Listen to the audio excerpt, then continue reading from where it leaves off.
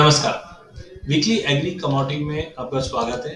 पिछले एक हफ्ते की अगर बात करें तो एग्री कमोडिटी के अंदर हमने मिला-जुला ट्रेड देखा है, जहां पे कैस्टर के अंदर 2.5% की गिरावट, मेंथा सुस्त था, लेकिन कॉटन इंटरनेशनल मार्केट को देखते हुए 2.5% की गिरावट के साथ 57,000 कॉटन कैंडी, जबकि कॉटन सीड ऑयल के 2540 तक आता हुआ दिखाई दिया। गवार कॉम्प्लेक्स में भी रैली अच्छी आई, पर 5650 का लेवल नहीं तोड़ने की वजह से प्राइजेस ने 1.25% की गिरावट के साथ अब 5500 के नीचे आ चुका है। मसाले पैक के अंदर कहीं न कहीं बाइंग वापस लौटती हुई दिखाई दे रही है, क्योंकि पोजीशन काफ़ी टाइट है, खास करके हल्दी में। जीरे में पोजीशन अच्छी है, लेकिन अब एक्सपोर्ट की डिमांड बढ़ रही है, जिसकी वजह से हमने पिछले एक हफ्ते में 2.5% की तेजी बनती हुई देखी है।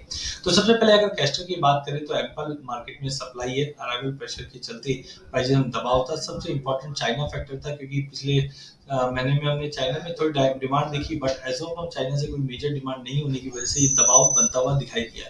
बट टेक्निकली लगता है 5600-5620 का एक सपोर्ट कैस्ट्रो को मिलता हुआ दिखाई देगा। करंट लेवल से शॉर्ट की सलाह नहीं है, 56-5620 के करीब आते हैं तो लेके चला जा सकता है। 5720 से 5750 की टारगेट के लिए। वहीं मेंथा की अगर बात करें तो स्विंग में सीवियर ड्रॉप है।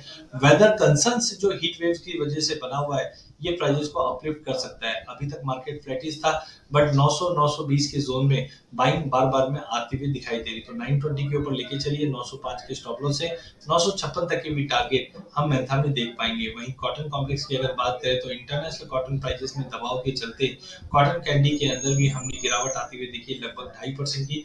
टेक्निकली मार्केट में गिरावट दिखने मिल रही है, जो 56,500 तक का लेवल दिखा सकता है।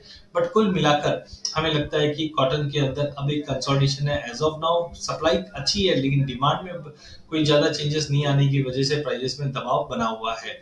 वहीं अगर कॉटन सीड ऑयल की बात करें तो ऑयल सेक्टर में जो गिरावट है उसी का भी असर रहा है, और बाइंग एक्टिविटी भी थोड़ी सी नरम रही है। तो 2500-2520 एक स्ट्रॉन्ग सपोर्ट के रूप में कॉटन सीड ऑयल के लिए रहेगा। एज ऑफ नाउ हमें लगता है 2520 से लेकर 2620 का एक बड़ा दायरा रहेगा, जो कॉटन सीड ऑयल के ऊपर ट्रेड करेगा। वहीं गवार कॉम्प्लेक्स के अंदर मिला जुला ट्रेड है, हमने बार बार देख रहे हैं 5650 के ऊपर प्राइसेस जा नहीं पा रही है, ना ही 5350 के नीचे।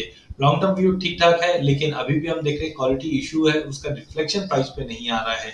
तो लॉन्ग टर्म के लिए हमें लगता है 5350 के करीब लेके चलिए। नई तेजी आपको 5650 के ऊपर ही मिलते हुए दिखाई देगी, जबकि गवार गम में 11200 का लेवल क्रुशियल रहेगा। लास्ट अगर मसालों की बात करें तो हल्दी में रैली कंटिन्यू रहेगी।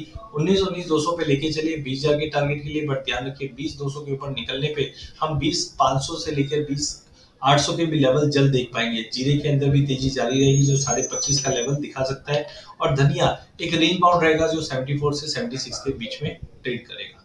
धन्यवाद।